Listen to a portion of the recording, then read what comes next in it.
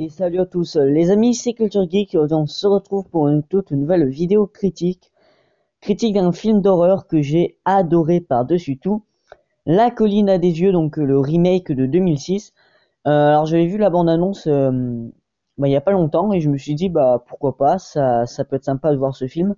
Donc je l'ai cherché et je l'ai vu sur Disney+. Et du coup bah je l'ai vu. Et franchement c'était une agréable surprise, je vous en parle maintenant. Alors la critique est avec spoiler, donc faites attention.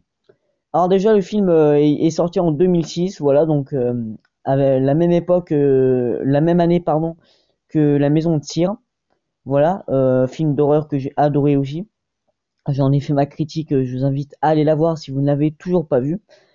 Et le film est réalisé par Wes Craven, donc qui est un super réalisateur de films d'horreur, voilà. J'adore ce réalisateur, mais malheureusement, bah, il est décédé tout récemment, enfin il y a quelques années.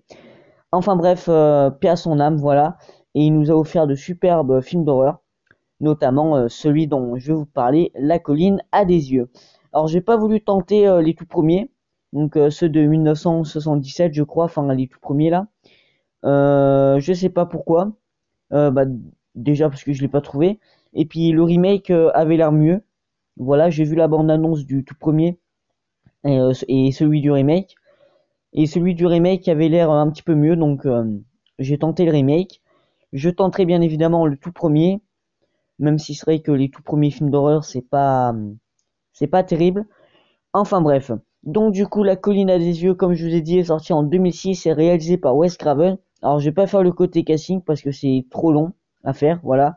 Il y a beaucoup de personnages dans ce film, donc voilà, on va sauter un petit peu ce côté casting, je m'excuse d'avance.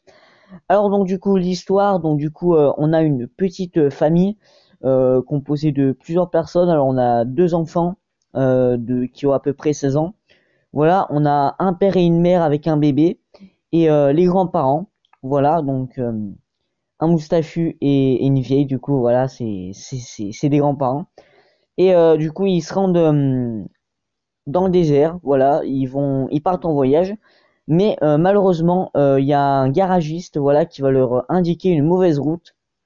Alors de ce garagiste, on va en parler un petit peu. Et donc du coup, en fait, va y avoir des indigènes. Donc, alors dans le film, ça va nous expliquer que ce sont des mineurs qui ont subi des expériences, voilà, donc qui ont reçu des expériences, des éclats de bombes des bombes nucléaires, voilà, d'après ce que j'ai compris. Et du coup, ils vont les attaquer, voilà, ils vont commencer à les attaquer et à les tuer un par un. Alors, bien évidemment, il y en a qui survivent, hein, mais voilà. Alors déjà, le film va commencer avec des scientifiques, voilà, qui cherchent quelque chose. Je sais plus trop ce qu'ils cherchent, mais ils vont se faire bien évidemment attaquer par ces indigènes. Ces indigènes, du coup, dans le film, on nous dit que c'est des mineurs qui ont subi des transformations. Voilà, donc ils sont assez moches, hein, voilà. Dans le film, il y a un indigène qui a un crâne tout renversé. Enfin bref, c'est hyper moche, hein, voilà. On a plein d'images au début aussi, pendant le générique, de ces indigènes, voilà, qui ont subi des transformations. Enfin bref, là vous avez un indigène devant vous. C'est moche à voir, hein, voilà. J'aimerais pas ressembler à ça. Mais voilà, donc du coup, après ça va commencer avec un garagiste qui cherche son chien, je crois. Voilà, et après il va revenir chez lui et il va voir un sac avec plein de bijoux et dans une espèce de boîte à hamburger, il va y avoir une oreille pleine de sang. On peut supposer que ce garagiste, il les aide. Alors il les aide parce que il leur dit arrêtez, je veux plus vous aider, débrouillez-vous tout seul. Donc je pense qu'il les aide un peu. Voilà. Donc du coup après il va y avoir une caravane qui va arriver dans la station essence de ce garagiste. Donc composé bien évidemment, comme je l'ai dit, d'une mère, d'un père, de frères et sœurs et de grands-parents. Ils vont prendre de l'essence, voilà, le chien va s'échapper, il va aller dans l'espèce de cabane, donc dans la maison, pardon, du garagiste. Le garagiste va le choper, enfin voilà, ça c'est pas grand-chose.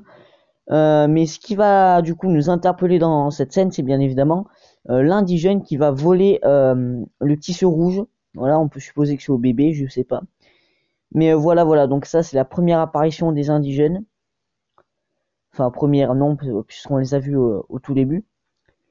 Voilà, voilà, donc du coup après ils vont essayer de... Alors, il n'y a pas de réseau, voilà, donc on a Bob numéro 1. Alors, alors, on va leur donner des noms. Alors, le grand-père, on va l'appeler Bob numéro 1. Et le gars avec ses lunettes, on va l'appeler Bob numéro 2 parce que je me rappelle vraiment plus de leur nom. Voilà, voilà. Donc, du coup, Bob qui travaille dans le télécom et qui n'a pas de réseau. Voilà, donc en même temps, on est en plein désert, donc c'est un petit peu normal. Le garagiste va leur indiquer une mauvaise route, voilà, la route où vivent les indigènes. Et donc du coup ils vont tomber en panne, voilà, enfin c'est ce qu'ils pensent parce qu'en fait dans la réalité, eh bien les indigènes vont vont leur saccager leurs pneus, voilà, ils vont prendre un espèce de piège, je sais plus comment ça s'appelle, mais bref ça va leur crever les pneus, c'est avec des pointes, voilà. D'ailleurs ces pointes qu'ils vont récupérer, qu'ils vont les mettre par-dessus eux pour attaquer les gens tout simplement. On pourra le voir dans la scène de fin.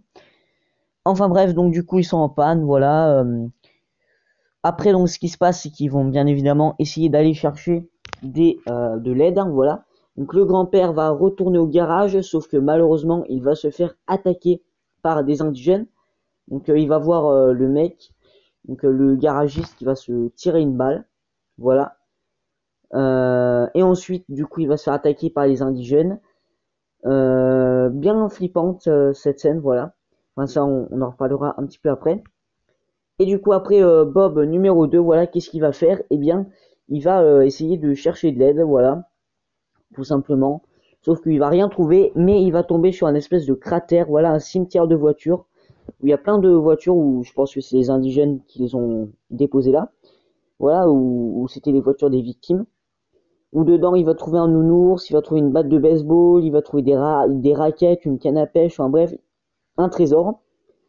Et donc du coup il va rentrer. Le grand-père n'est toujours pas rentré. Alors petit aparté, avant que Bob numéro 2 rentre à la caravane, mais qu'est-ce qui se passe? Il se passe que, alors déjà il y a le chien. Il y a le chien qui s'échappe à plusieurs reprises. Et donc du coup on a le jeune garçon qui a à peu près 16 ans qui va aller chercher le chien.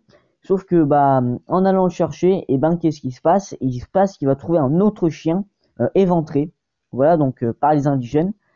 Il rentre vite à la caravane, sauf que bah malheureusement il va se faire attaquer par un indigène. Donc ce sera une petite fille, voilà, on va l'appeler le petit chaperon rouge parce qu'elle a une espèce de voile rouge. D'ailleurs c'est le seul indigène femme dans le film. Alors c'est une petite fille, voilà, qui est super sympa. On va pas se mentir, voilà.